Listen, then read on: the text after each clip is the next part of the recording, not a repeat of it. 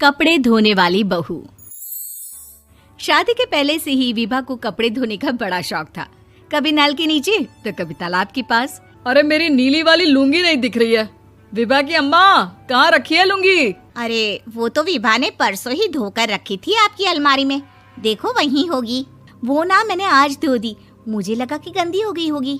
अरे कैसे गंदी हो गई थी? उसे तो मैंने पहना भी नहीं। हे भगवान, इस लड़की के कपड़े धोने की आदत से परेशान हो गया हूँ मैं। जितना तो घर में राशन नहीं आता, उससे कहीं ज्यादा डिटर्जेंट पाउडर का खर्चा है। इसकी शादी करवा दो, शादी जाए अपने घर में ही करे काम, फिर चाहे घर के कपड़े धोने हो या पूरे गांव के। हाँ ठीक बोल रही हो, देखता हूँ मैं कोई लड़का। वो दिन भी आ जाता है जब विभा को देखने लड़के वाले आ जाते हैं। लड़की मुझे अच्छी लगी। होने वाली सास कहती है, बेटी अगर कुछ पूछना है तो पूछ लो। वैसे तो हमारी लड़की बहुत ही शर्मीली है, जो बोल दो वो मान लेती है, इसे क्या पूछना होगा। अरे कैसी बात कर रही हो माँ, मुझे इन लोगों के घर रहना है, सवाल तो कई है। हाँ हाँ बेटा, पूछ लो ना, क्या पूछना है। आप लोगों के घर कपड़े कौन धोता है? सास का मुंह बन जाता है। देखो, अगर तुम ये कहना चाहती हो कि तुम्हें कपड़े धोने नहीं आते तो सुन लो, कपड़े मैं ही धोती हूँ, लेकिन तुम्हारे आ जाने के बाद मैं रुमाल तक नहीं धोऊंगी। अरे चुप रहना भाग्यवान, बहू बेचारी घर आई नहीं, उसे डराना शुरू कर दिया। वो क्या है ना बिटिया, अभी तक तो ये कल्लू की माँ ही धोती थी, लेकिन अब तुम्हारे पापा तो दहेज में वॉशिंग मशीन देंगे ही। तभी विभा की माँ बोल पड़ती है, सवाल भी पूछा तो क्या। वैसे भाई साहब, मशीन की तो फिर भी कपड़े धोने की कैपेसिटी होती है। मतलब जो बिटिया दे रहे हैं ना विभा, इसे कपड़े धोने का बहुत शौक है। ये आप लोगों के क्या, आस पड़ोस गांव मोहल्ले सबके कपड़े धो दे और उफ तक ना करे। बाहर देखा नहीं आपने कितने कपड़े सूख रहे हैं? सब हमारी बिटिया ने ही तो धोए हैं। बस भी करो ना माँ, शर्म आ रही इतनी तारीफ सुनकर। और तो और एक दाग निकाल कर दिखाओ तो मान जाओ। हाँ अच्छा, माफ करना बेटा, मैंने गलत समझा। हमें तो रिश्ता बहुत पसंद है। और ऐसे जुड़ जाता है रिश्ता कपड़े धोने का शौक रखने वाली विभा का। उसकी शादी हो जाती है कोयला फैक्ट्री में काम करने वाले कल्लू के साथ। शादी के बाद अचानक विभा चिल्लाती हुई सास के पास आती है। सासू माँ, अरे सासू माँ कहाँ है आप? ये तो धोखा है, धोखा दिया आप लोगों ने मुझे। इसे ससुर के चक्कर के बारे में पता चल गया। अरे तो उसमें तुझे क्यों धोखा मिला है? अरे नल में पानी नहीं आता, कपड़े कैसे कब धुलेंगे? अच्छा, तू पानी नहीं आ रहा उसकी बात कर रही है। तो आपने क्या सोचा? कुछ नहीं। अच्छा, तेरी माँ ने कहा था कि कपड़े धोने का शौक है तुझे, याद आया मुझे। शौक बोलकर कपड़े धोने वाले मेरे जुनून को कम ना आके सासू माँ, कपड़ा धोना मेरा गुरूर है। तभी पति भी वहाँ आ जाता है। अभी मैंने इसे सनी देओल की फिल्म दिखाई है, उसी के डायलॉग मार रही है माँ। अच्छा सुन, साफ बता रही हूँ, पानी सुबह 4 से 6 और शाम को 10 से 12 आता है, समझी? विभा टाइमिंग सुनकर हैरान हो जाती है।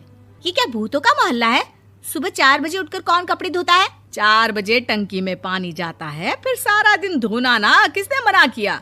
अरे कैसी बात कर रही हैं? 200 लीटर की टंकी में कितने कपड़े धो लूंगी मैं? सुबह ही उठ जाऊंगी मैं। अब क्या था, विभा सुबह 4 से लेकर रात के 12 बजे तक कपड़े ही धोती रहती। एक रोज सास पड़ोस से निकलकर कहीं जा रही होती है कि साथ वाली कहती है, हाँ कल्लू की माँ, जरा ये बताओ कि 2 साड़ी है, 2 ब्लाउज और एक पेटीकोट और एक नाड़े वाला लंबा कच्छा।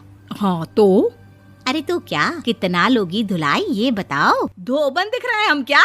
हमारे पति सरकारी नौकरी से अभी रिटायर हुए हैं और बेटा सुपरवाइजर है कोयला फैक्ट्री में। धोबन समझ रखा है हमें।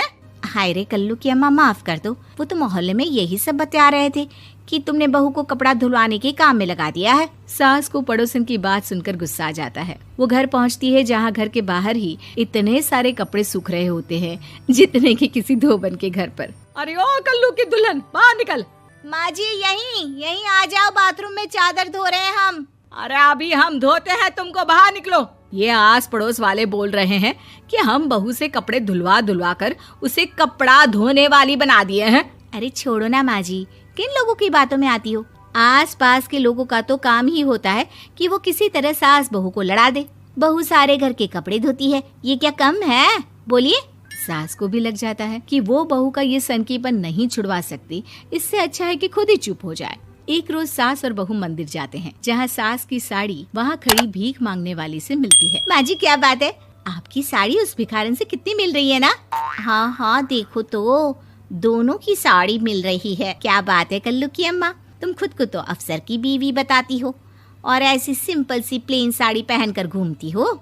सिंपल और प्लेन नहीं है ये साड़ी। तो क्या सोने के धागे से फूल बने हैं? कुछ भी सासू माँ, कुछ भी। हाँ बने थे इस साड़ी में सोने के धागे से फूल। मेरे पति लेकर आए थे मद्रास से स्पेशली मेरे लिए 10,000 की। ताहे भाई साहब इस भिखारन के लिए भी सेम टू सेम साड़ी लेकर आए होंगे 10,000 की। सास उस वक्त तो कुछ नहीं कहती, लेकिन बहू के साथ घर आती है और अलमारी से एल्बम निकाल कर लाती है। ये साड़ी देख रही है, ये वही साड़ी है जिसे मैंने अभी पहना था। इस साड़ी में ये जो चमकदार फूल दिख रहे हैं ना, ये सोने के धागों से काढ़े गए हैं। लेकिन तू लोकल वॉशिंग मशीन ब्रश से घिस घिस कर सारे फूलों को निकाल कर साड़ी प्लेन कर दी। मुझे माफ कर दीजिए सासू माँ। और तो और, जब मैंने तुझे तेरी गलती के लिए कुछ नहीं कहा, लेकिन तूने तो सबके सामने मेरा मजाक ही बना दिया। क्यों? बहू को समझ में आ जाता है कि अब से उसका कपड़े धोना बंद।